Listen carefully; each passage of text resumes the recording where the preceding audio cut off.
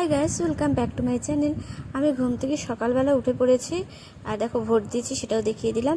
তারপর হচ্ছে ঘুম থেকে সকালবেলা উঠে বিস্কুট আর জল খেয়ে নিয়ে মন্দিরের কাজটা করে আসলাম। কিন্তু যা গরম, কিন্তু ভিডিওটা করা হয়নি মন্দিরে। তারপরে ঘরে এসে ঘরটা ভালো করে মুছে নিলাম। মা এদিকে রান্না করছিল আর আমি ঘরটা মুছে নিলাম, কারণ যাব হচ্ছে স্নান করে। আজ হনুমান জয়ন্তী যেহেতু, তাদের স্নান করে আমাদের এখানে নতুন স্থাপিত হলো মন্দির, সেখানে যাব।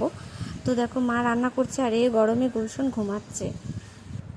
তারপরে আমি বিছানাটা টান করে নিলাম, ভালো করে টান গুছিয়ে নিই বিছানাটা। তারপরে স্নান করতে চলে গেলাম। স্নান করে এসে মন্দিরে পুজো দিতে চলে এলাম।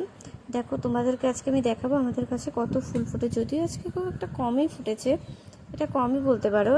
অনেকগুলো জবা গাছ প্রচুর ফুল ফুটে, প্রায় একটা গাছে 10-12টা করে ফুল ফুটে। কিন্তু আজকে ভিডিও করব বলে আজকে দেখি ফুল কম ফুটেছে। ঘরে মায়ে ফুল তুলেছিল, আমি তাকে দেখিনি, পরে গিয়ে দেখলাম যে কয়েকটা ফুল ফুটেছে। আমি আবার ফুলটা ভালো করে সাজাতে খুব ভালোবাসি। কোনোদিনও খুব তাড়াহুড়া থাকলে ফুলটা কোনোরকম দিয়ে রেখে দিই, কেউ সাজাই না। তারপরে দেখো আজকে আমি দেখিয়ে দিলাম, খুব কম, না হলে ঘরের সামনে অনেক প্রচুর ফুল থাকে।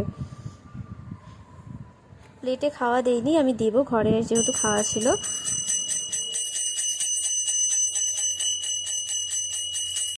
পরে মন্দিরে পুজো কমপ্লিট করে ঘরে চলে এলাম। ঘরে যেহেতু বাবাকে, তারপর বজরংবলী, তারাপীর সমস্ত ফটো থাকে, রোজ মুছে তারপর ফুল দিই। তারপর সেটা করে তারপর হনুমান চালিসা পড়ে নিলাম। অনেকে বলে পড়া যায় না, তবু আমি না মেনেই পড়ি।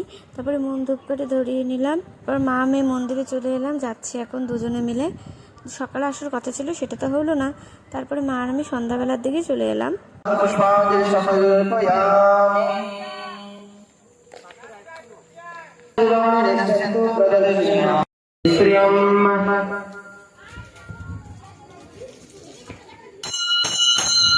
মন্দিরটা খুব সুন্দর লাগছিল। তখনও ঠাকুর বসায়নি, কারণ এখানে অনেক নিয়ম আছে।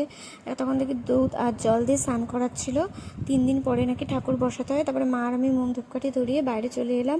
তারপরে বাইরে লাড্ডু দিচ্ছিল, লাড্ডু খেয়ে বাড়ির পথে রওনা দিয়ে দিলাম। আরেক মন্দিরে গিয়েছিলাম, সেখান থেকে খিচুড়ি নিয়ে তারপরে বাইরে এসে খিচুড়ি খাচ্ছিলাম। তো চলো, ভিডিওটা আজকের মতো একটুখানি, টাটা।